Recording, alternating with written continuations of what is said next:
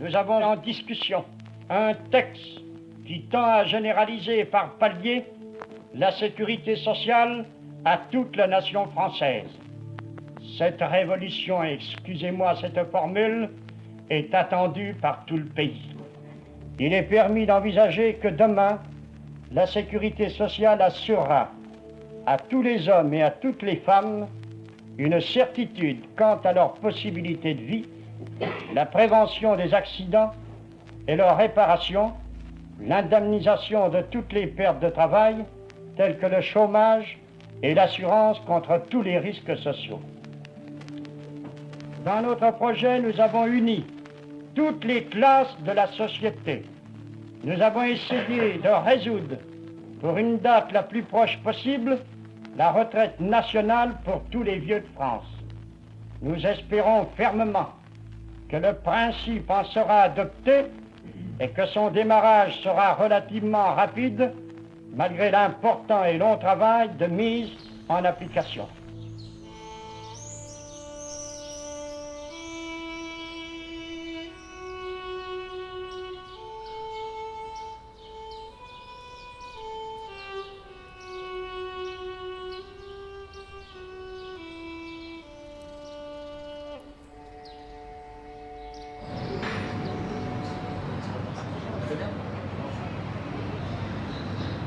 Arthur, tu vis à Tulle. Oui, tout à fait. Est-ce que tu sais s'il y a une rue Ambroise Croizat à Tulle? Alors, tout fraîchement, on m'a dit que non, il n'y avait pas de rue Ambroise Croizat à Tulle. Non, on m'a dit qu'il n'y avait pas de rue Ambroise Croizat à Tulle, ce que je trouve surprenant. Effectivement, on sait comme c'est Howard Dean là, qui dit tant que les lapins n'auront pas d'historien, l'histoire continuera d'être écrite par les chasseurs. C'est une évidence pour nous que c'est les dominants qui écrivent l'histoire et le récit collectif. Donc ça semble logique qu'il ait disparu. Mais comment nous, population, militants, etc., comment nous, on a perdu cette histoire-là, ça c'est quelque chose qui m'échappe beaucoup. Ouais. Un jour, je me retrouve dans un village, alors je sais plus lequel, une petite ville à côté de Limoges, vraiment juste à côté. Et je cherchais un endroit peinard, quoi. Et je passe une haie, il y avait un petit bout de machin, et je me disais, je vais tomber sur le local, enfin le truc de tri sélectif de la commune, quoi. C'était vraiment une toute petite rue.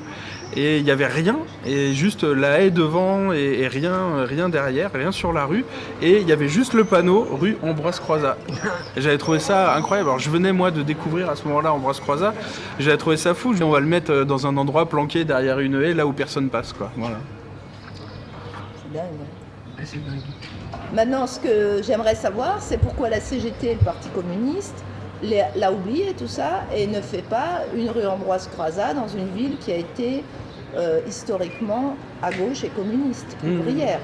C'est pas que je sois contre les avenues du Général de Gaulle, mais j'aimerais aussi des avenues de Croizat. Pourtant on pourrait, mais... Non, de Gaulle, on va pas taper sur de Gaulle. Il y a beaucoup de gens qui l'aiment, mais il peut y avoir aussi beaucoup de gens qui aiment Croizat. Tu vois. Par contre, l'avenue MacMahon, ce salaud, je ne vois pas pourquoi elle la conserve. Ou tous les colonialistes. Tous les colonialistes. Ou le bâtiment de l'Élysée construit avec l'argent de la colonisation. Ah, mais ça. Il y a combien de personnes que j'entends qui disent oui, mais s'il n'y avait pas de cotisation pour embaucher 2 personnes. On ne sait même plus à quoi servent les cotisations sociales. Ouais. Tu vois, on ne s'en rend même pas compte. S'il n'y avait pas d'hôpitaux payés par ces cotisations, peut-être que tu ne pourrais pas non plus les embaucher. Ah ben on est d'accord. Ouais. Nous, les producteurs de valeur, les essentiels, les édentés, les réfractaires, les racailles, tout ça, c'est nous les producteurs de valeur en fait. C'est nous. Et même une personne qui est sans emploi travaille. Moi, j'aimerais qu'il y ait un débat sur le travail et l'emploi. Pour moi, en fait, tout le monde travaille, même si tu n'as pas d'emploi. Un emploi, c'est un employeur qui le donne, qui le retire, qui le donne, qui le retire, qui le retire, qui le retire à sa guise. Et donc, du coup, après, une personne qui n'a pas d'emploi est montrée du doigt, ouais, regarde, c'est une grosse feignasse, patati patata, tu vois. Donc, non. Y a plein de gens qui travaillent, mais qui n'ont pas d'emploi. Là, on travaille. On travaille. tu vois. On travaille. Donc j'aimerais un débat public sur cette notion de travail et d'emploi. Parce que tout le monde travaille. Et à aucun moment, tu vois, les gouvernements, quand ils parlent que les gens qui sont au chômage sont des feignants, ou qui sont... tu vois... Mais tu sais bien qu'au 17e, on disait que c'était le vice de la fainéantise. Et c'est pour ça qu'on les enfermait. Oisiveté. Mais en fait, ils parlent d'eux. Parce que c'est eux, ils veulent pas d'emploi, mais ils veulent du pognon. Et en fait, plus on sera sur le faut récupérer les richesses. Non, il faut vraiment, c'est pas les richesses, il faut récupérer la main sur le travail. Il faut qu'on fonctionne, que nous on récupère le pouvoir sur notre travail, sur le travail en fait. C'est ça qu'on décide du travail. Oui, qu'on décide du travail.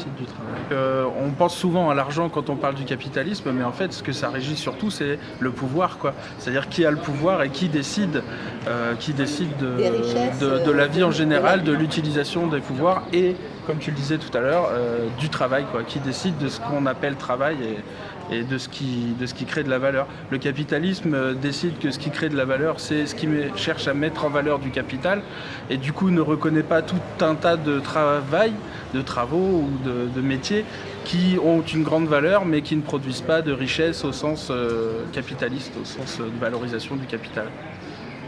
Donc tous les métiers du soin... on pense à cela en premier, mais en fait, il y a plein d'autres choses que font les bénévoles des associations, les retraités, tout un tas de gens qui travaillent gratuitement, qui sont essentiels, quoi. Les stagiaires, les apprentis. Le régime général de la sécurité sociale, c'est de l'amour, en fait. C'est moi, quand je vois qui est Ambroise Croizat, je tombe amoureuse de lui. Alors, je suis pas nécrophile ou je sais pas quoi, attention, hein, mais vraiment, je me dis, waouh, nous, on n'a pas de héros. Alors nous, les prolos, je sais même pas que je suis prolétaire quand je fais partie de la classe moyenne, je suis à la PHP, je gagne 1400 balles, ça fait des années que j'y suis, je travaille un week-end sur 2, enfin bref, blablabla. Et je me dis, mais moi aussi, je fais partie de la classe moyenne, mais pas du tout, en fait, je fais partie des pauvres, pas des super méga pauvres. Mais je sais même pas, j'ai même pas conscience de ça, en fait. Non, mais c'est vrai. Le régime général de la sécurité sociale, c'est révolutionnaire. C'est la révolution, quoi. Toujours aujourd'hui. Et c'est d'ailleurs pour ça qu'ils s'acharnent, les gouvernements successifs, à l'éradiquer. Et puis qui nous dit c'est le trou de la Sécu, c'est le patronat qui l'invente, en fait. 3 mois après réellement sa création, 3 mois après, le patronat dit il y a un trou au régime général de la sécurité sociale. Tu vois, moi, tu dis Sécu, tu dis au niveau de l'imagination, c'est trou de la Sécu. Sans le régime général de la sécurité sociale, je meurs à 3 mois, tout simplement. Enfin, tu vois, il y a plein de gens qui meurent, en fait.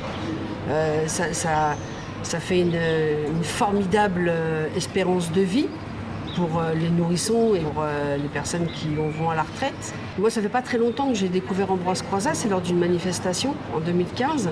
Donc moi, j'étais aide-soignante à l'assistance publique hôpitaux de Paris pendant des années. Et je fais partie d'une famille militante CGT.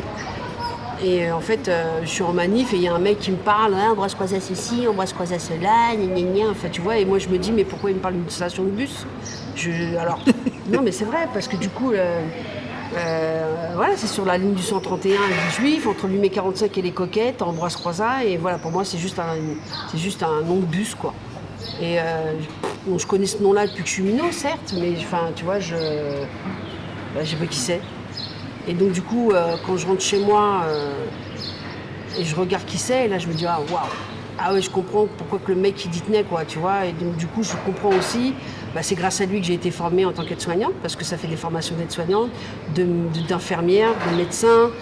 Tu vois, ça donne vraiment un mieux vivre au-delà de la santé, parce que c'est bien le ministre du Travail et de la Sécurité sociale.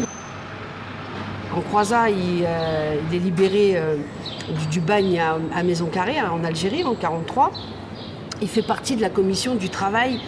Il n'arrive pas comme ça, comme un cheveu sur la soupe ou je sais pas quoi. Et c'est lui en 36 qui participe, enfin pas que lui bien évidemment, ils sont tout un groupe, hein, enfin tout le monde, qui participe en 36 aux accords de Matignon. Donc du coup qui nous donne 2 semaines de congés payés, la semaine des 40 heures, 2 jours de repos hebdomadaires, le droit syndical, hausse des salaires, enfin tu vois, j'en oublie aussi. Et donc du coup, j'ai envie de te dire, le Père Noël existe, il s'appelle Ambroise Croizat quoi. Non mais tu vois ce que je veux dire, donc du coup... on nous retire toute cette histoire, tout ça, quoi, en fait, tu vois. Et puis, enfin, moi, j'ai pas été trop à l'école, donc même pareil que quand les gens qui font des études sur tout ce qui est social, on parle pas de Croizat, on va plutôt parler de Larocque, tu vois. Donc, du coup, Larocque est un haut fonctionnaire de la Sécu, quoi. C'est bien d'ailleurs pour ça que la loi ne porte pas son nom, en fait. À aucun moment, ça s'appelle la loi Croizat, ça n'existe pas. Ce plan, dont j'ai à cœur de poursuivre inlassablement la réalisation, comporte une rénovation complète de notre système de sécurité sociale. Cette réforme qui doit également humaniser cette administration, la rendre plus proche des assurés et faire en sorte que ceux-ci y trouvent des avantages toujours plus substantiels. Car, et ceci est un des caractères les plus originaux du plan français, celui-ci prévoit la remise complète entre les mains des assurés eux-mêmes de la gestion des organismes de sécurité sociale. Rien de grand ne se fera sans la participation active et directe des producteurs eux-mêmes.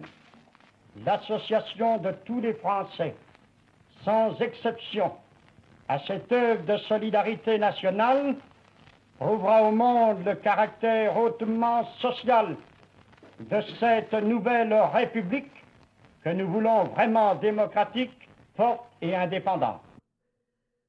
J'aimerais toujours le temps des cerises, c'est de ce temps-là que je garde au cœur une plaie ouverte. Et dame fortune en m'étant offerte ne pourra jamais fermer ma douleur. J'aimerais toujours le temps des cerises et le souvenir que je garde au cœur.